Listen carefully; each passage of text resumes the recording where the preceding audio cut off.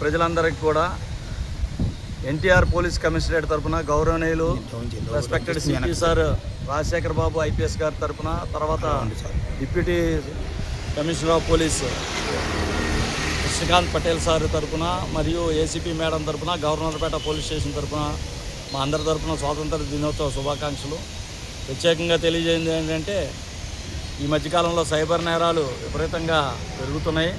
అట్లానే వాటిని కూడా ఇమీడియట్గా మన టెక్నాలజీ సాయంతో ఇమీడియట్గా డిటెక్ట్ చేయడం కూడా జరుగుతుంది. ఎవరు కూడా కంగారు పడక్కర్లేదు. సైబర్ నేరం ఏదైనా రిపోర్ట్ చేసి ఈ మధ్యకాలంలో రకరకాల ఆఫర్లు వస్తున్నాయి.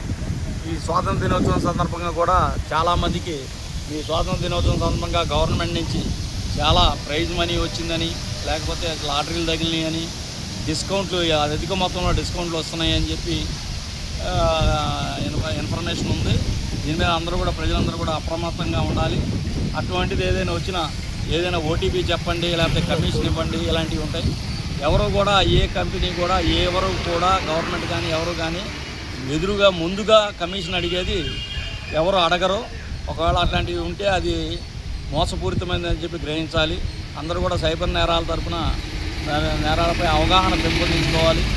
ఎవరు కూడా డబ్బులు ఫ్రీగా కానీ తక్కువ కానీ ఎవరు ఉచితంగా కానీ ఎవరు ఇవ్వరు. అలాంటి మీరు మభ్యపడొద్దని చెప్పి ప్రజలందరికీ గవర్నర్పేట పోలీస్ స్టేషన్ తరఫున విజ్ఞప్తి చేస్తారు.